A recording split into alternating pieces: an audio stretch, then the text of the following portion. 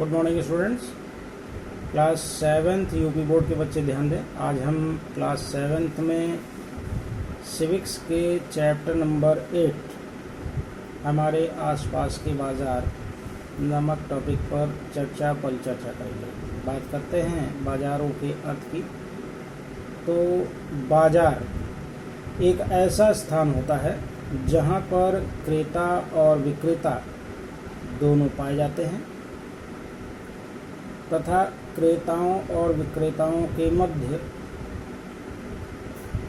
क्रय और विक्रय की प्रक्रिया पाई जाती है और क्रेता और विक्रेता के मध्य क्रय और विक्रय की प्रक्रिया के माध्यम से आर्थिक गतिविधियों का संचालन होता है। बात करते हैं बाजार के प्रकार की। तो बाजार को मुख्यतः निम्नलिखित दो वर्गों में बांटा जा सकता है: समय के आधार पर बाजार और वस्तुओं के क्रय विक्रय के आधार पर बाजार। बात करते हैं समय की दृष्टि से बाजार की।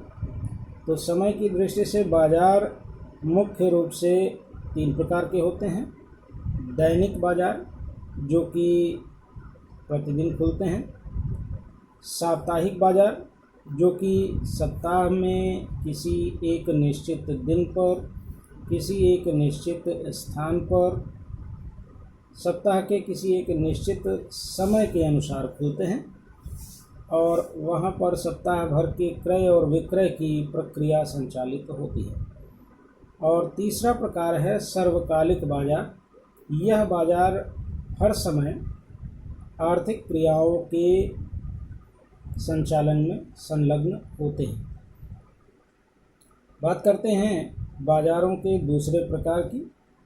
तो बाजारों के दूसरे प्रकार के अंतर्गत वस्तुओं के क्रय विक्रय के आधार पर बाजारों का वर्गीकरण किया जाता है। इसमें विशिष्ट वस्तुओं के बाजार और मिश्रित बाजार नामक 2 तरह के बाजार होते हैं। विशिष्ट वस्तुओं के बाजार के अंतर्गत किसी एक निश्चित या किसी एक विशेष वस्तु के संदर्भ में बाजारों का गठन किया जाता है। ऐसे बाजार जहां पर किसी एक विशेष वस्तु की गुणवत्ता के आधार पर क्रय विक्रय की क्रिया की जाती है उसे हम निश्चित वस्तुओं का बाजार कहते हैं। जैसे सराफा बाजार के अंतर्गत सोने और चांदी के गहनों या मूल्यवान धातुओं का क्रय विक्रय किया जाता है। जैसे कपड़े का बाजार, कपड़े के बाजार के अंतर्गत विभिन्न प्रकार के वस्त्रों का क्रय विक्रय किया जाता है। अनाज मंडी, जैसे कि अनाज मंडी के अंतर्गत विभिन्न प्रकार के खाद्यान्न और अनाजों का क्रय विक्रय किया जाता है। सब्जी मंडी, जहां पर सभी प्रकार की सब्जियों का क्रय विक्रय किया जाता है। जैसे कि फल मंडी, जहां पर विभिन्न प्रकार के फलों का क्रय विक्रय करके आर्थिक लाभ का अर्जन किया जाता है। इसके अलावा वस्तुओं के आधार पर बाजार मिश्रित बाजार के रूप में भी सामने आता है। मिश्रित बाजार ऐसा बाजार होता है जहां पर सभी प्रकार की वस्तुएं मिश्रित रूप में मिलती हैं। जैसे कि जनरल मर्चेंट की दुकानें, जैसे कि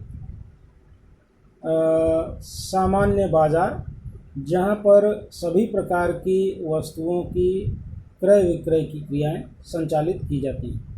बात करते हैं बाजार के आधुनिक स्वरूप की।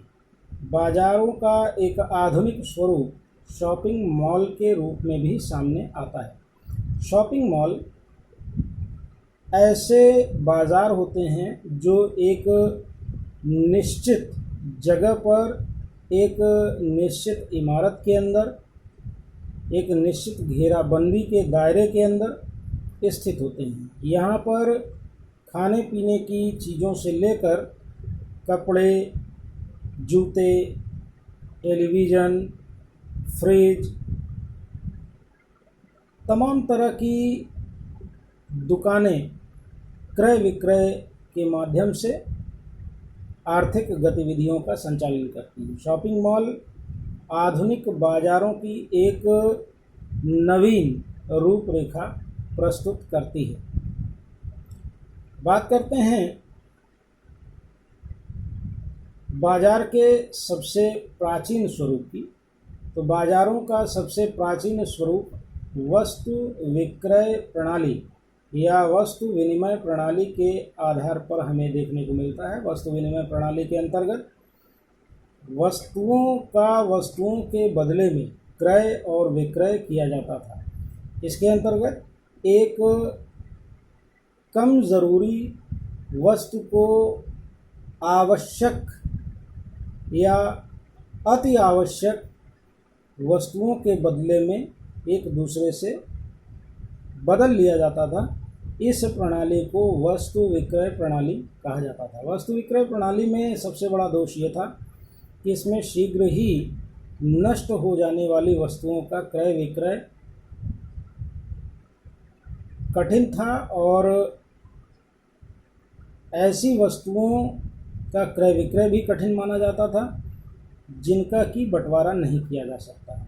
इसके अलावा भूमि, संपत्ति या पशुओं का क्रय विक्रय वस्तु विनिमय प्रणाली के आधार पर असंभव सा प्रतीत होता था।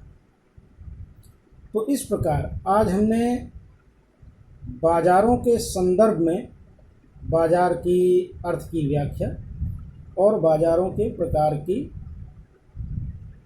चर्चा